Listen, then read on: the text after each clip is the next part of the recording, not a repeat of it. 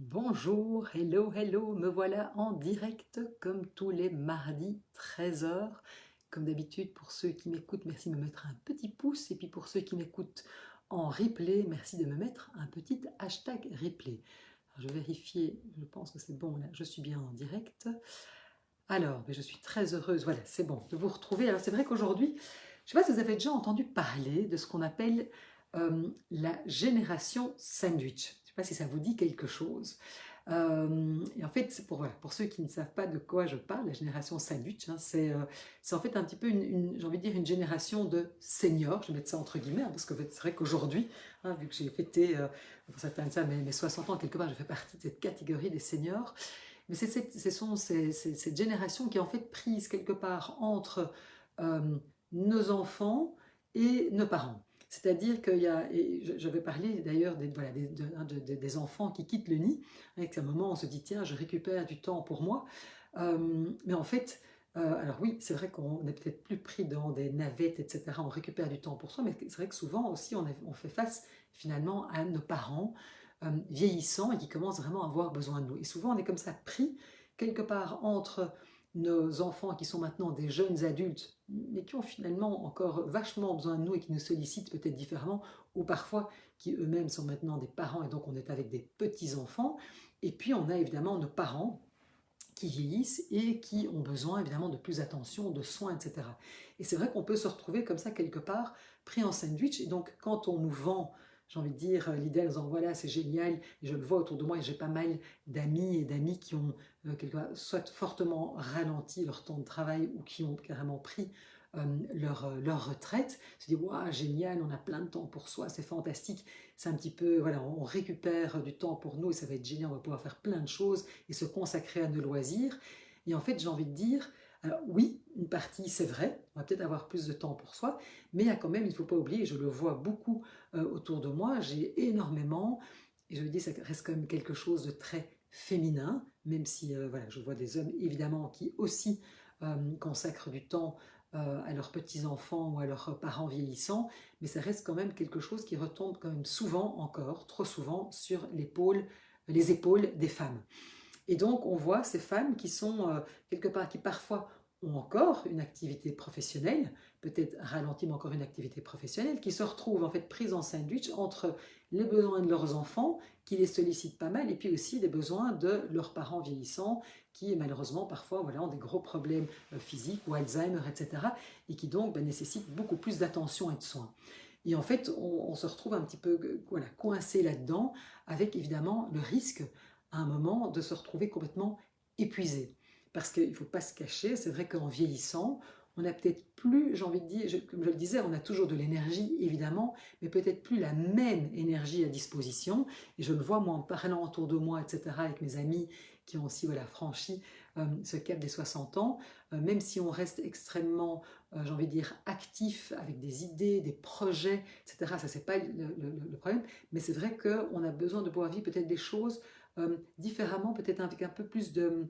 calme, de sérénité, et en tout cas on n'a plus la même énergie comme moi j'avais à 40 ans lorsque je lançais des projets d'envergure, etc. Donc voilà, c'est vrai que l'énergie à disposition n'est plus la même. Je pense que par contre on compense beaucoup, peut-être dans plus peut-être de sagesse quelque part. Donc important de se dire, ben voilà, quand on est voilà, très sollicité comme ça entre plusieurs générations,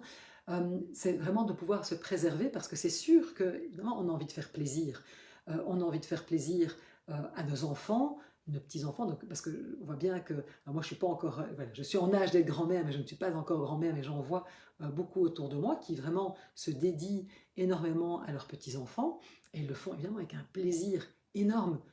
Et c'est vrai que je le vois par exemple ma maman qui s'occupe beaucoup hein, voilà, de ses petits-enfants, et c'est vrai que ça la maintient jeune et c'est vraiment chouette, et elle apprécie ça, mais en même temps c'est vrai que c'est fatigant. Et puis, de l'autre côté, c'est vrai qu'on a nos parents, quand on a encore la chance de les avoir, qui parfois ne sont plus en très bonne santé, et aussi, et je le vois, alors moi j'ai beaucoup de chance, j'ai une maman encore très indépendante, et qui vraiment essaye d'être la plus, enfin, voilà, en tout cas de nous solliciter le moins possible, et qui vraiment est très respectueuse aussi de notre temps, etc. Mais je vois pas mal de personnes autour de moi qui sont vraiment avec des parents qui sont beaucoup dans la plainte, dans la victimisation, dans la culpabilisation, hein, et que c'est pas toujours évident parce qu'on se rend compte que ben voilà, on a encore notre boulot, les enfants. Donc c'est pas facile de concilier tout ça. Et c'est comment justement pouvoir garder le cap, comment éviter finalement l'épuisement et trouver un nouvel équilibre. Que l'on ait complètement arrêté de travailler, que l'on ait diminué son temps de travail ou que l'on continue à travailler, c'est vraiment se dire voilà là qu'on se retrouve un petit peu, hein, entre ces deux, voilà, entre les plus jeunes et les plus âgés qui ont encore besoin de nous, peut-être différemment, c'est comment garder le cap. Et c'est vrai que je vois parfois, et je peux le voir avec des jeunes couples que j'accompagne, oui mais mes parents n'ont qu'à, hein, ou ma maman n'a qu'à, ou au contraire dit ben oui mais moi ma maman je veux quand même encore la préserver mais or on s'en sort pas. Et donc comment se positionner soi-même, j'ai envie de dire en tant que grand-mère, parent, enfant de nos parents vieillissants, pour que justement on puisse j'ai envie de dire, se préserver un certain équilibre.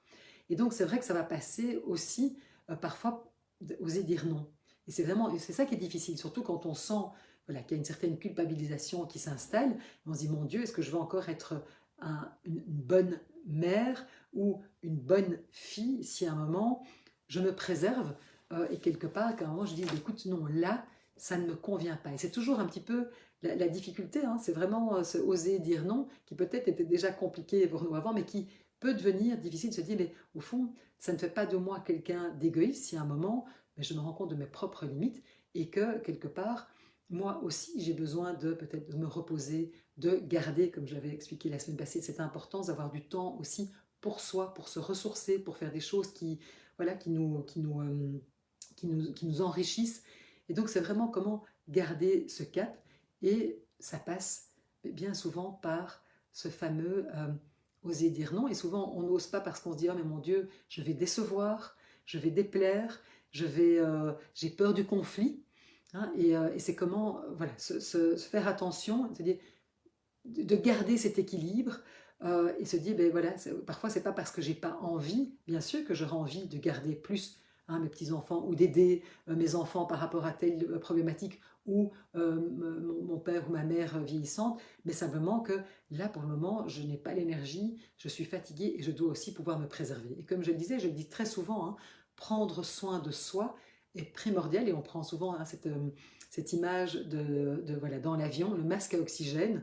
Ça paraît contre-intuitif. Je me souviens la première fois que j'ai entendu, hein, voilà, c'est en cas de dépressurisation, mettez, si vous êtes avec vos enfants, vous mettez d'abord le masque à oxygène pour vous et ensuite vous le mettez aux personnes qui vous accompagnent. Et c'est vrai qu'en fait c'est contre-intuitif. On se dit mais non, il faudrait que je... Mais non, en fait, comment puis-je prendre soin si moi-même je suis là au bord de l'étouffement? Et donc je pense que enfin, cette image, moi, m'avait vraiment frappée. Donc c'est important de bien garder ça en tête et de pouvoir mettre certaines limites et de se dire que non, on n'est pas corvéable à merci, non, on n'est pas obligé de se couper en 20 pour être une bonne mère ou une bonne fille, et c'est pouvoir trouver justement cette équilibre, et qu'est-ce qui est juste pour soi, et on n'a pas toujours la même énergie à disposition. Alors c'est vrai qu'ici, en ce début d'année, on sait bien que le mois de septembre, c'est toujours un mois où on est très sollicité, il y a beaucoup, enfin moi je me rends compte, je vois beaucoup de personnes qui arrivent déjà épuisées, et donc c'est vraiment être attentif à ne pas se laisser quelque part manger hein, par les besoins et les sollicitations des autres, mais de pouvoir aussi tenir compte de nos besoins, de mettre peut-être des choses au clair, de dire voilà ce que je suis prêt à faire, à m'engager, bien sûr que je suis là dans les coups durs, etc. Mais peut-être voilà, c'est vraiment pouvoir mettre ses limites et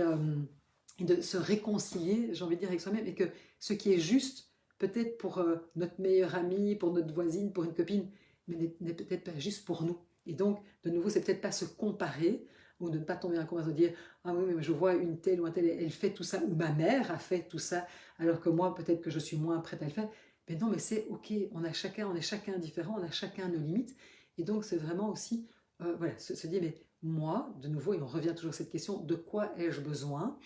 Qu'est-ce qui me nourrit? Qu'est-ce qui me remplit de joie? Comment, à certains moments, bien sûr, je peux stretcher parce qu'on sait bien qu'il y a des moments, hein, par exemple, je sais pas moi, un parent qui fait une chute qui va évidemment plus nous solliciter que d'habitude. C'est sûr qu'il y a des moments où, où un petit enfant qui tombe malade ou un enfant qui a des gros soucis, bien sûr que là, on y va, on se retrousse les manches et bien sûr qu'on est là pour aider. Mais c'est de voir aussi, ça ce sont des moments où on peut j'ai envie de dire, réagir à de l'urgence, mais après, c'est comment dans la durée installer un équilibre. Et je pense qu'il faut être particulièrement attentive à ça en tant que femme, parce qu'on a beau parler d'égalité, on voit bien que quand même tout ce qui concerne le prendre soin et le care reste quand même encore et toujours, quand même encore aujourd'hui dans nos sociétés, une histoire de femmes, même si je vois de plus en plus d'hommes qui évidemment prennent leurs responsabilités, que les choses évoluent, mais elles évoluent encore très lentement.